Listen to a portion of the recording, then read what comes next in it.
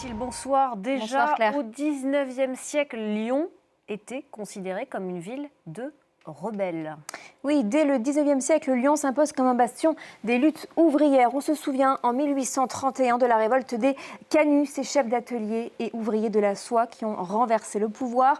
Au XXe siècle, la capitale des Gaules devient l'un des centres majeurs de la résistance française. Deux références historiques qui font de Lyon une ville où l'engagement politique est fortement enraciné. Récemment, il a fallu rajouter à cela, regardez, un nouveau paramètre qui est la population étudiante de Lyon. Ils sont plus de 190 000 et ils se politisent et font émerger des syndicats, des collectifs et des organisations militantes. C'est en partie cette proximité entre activisme opposé qui est explosive et qui augmente le risque de confrontation. Et il y a aussi une proximité géographique. Oui, de tradition, les groupes d'extrême droite ont pris racine dans le vieux Lyon, dans le 5e arrondissement. Ici, un quartier qui symbolise à leurs yeux la France traditionnelle avec ses ruelles pavées, ses églises et ses fameux traboules. Ce sont, regardez, des passages couverts réservés aux piétons qui permet de circuler d'une rue à une autre en passant sous les habitations à travers des cours et des escaliers, des endroits donc à l'abri des regards.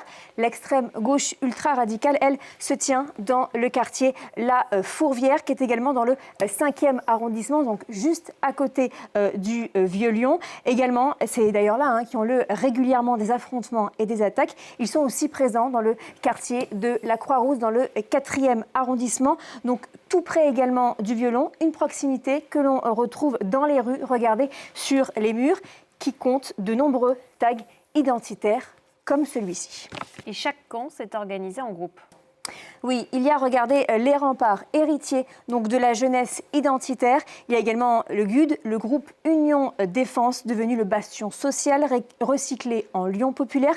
Puis Audace Lyon, également le groupe informel Guignol Squad, né en début du mouvement des Gilets jaunes et réactivé au moment du pass sanitaire. Ce sont principalement des catholiques royalistes, des identitaires, des ultranationalistes. Très souvent, ils sont violents.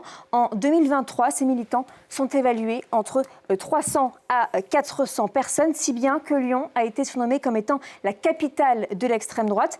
L'ultra-gauche, elle, a multiplié les braquages et les attentats dans les années 80 à Lyon, mais elle est peu représentée dans la 3e ville de France. Il y a eu notamment la branche Le Neige du groupe Action Directe, le groupe antifasciste Lyon et environ, dit Lagal, fondé en 2013, et puis la Jeune Garde, créée en 2018. Et c'est au début des années 2010 que les premières confrontations éclatent.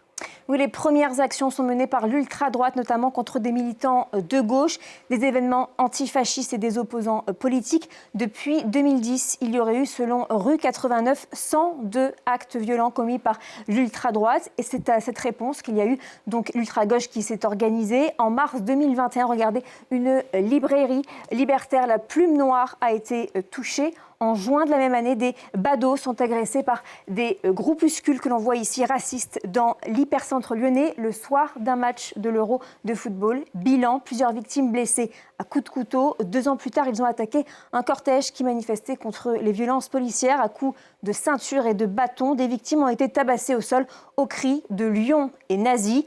Autre épisode, regardez, 6 mois plus tard, en novembre 2023, des radicaux attaquent une conférence organisée dans le Vieux Lyon, par le collectif Palestine 69, à coups également de barres de fer. Ils lancent des mortiers d'artifice et des fumigènes. L'attaque fait 7 blessés, dont 3 conduits à l'hôpital.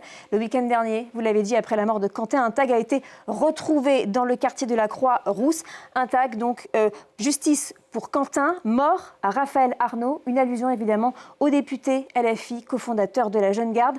Audace Lyon, qui est un collectif nationaliste lyonnais, annonce d'ailleurs une marche d'hommage qui sera donc ce samedi 21 février. Merci beaucoup Cécile Galluccio, c'était les clés de l'info.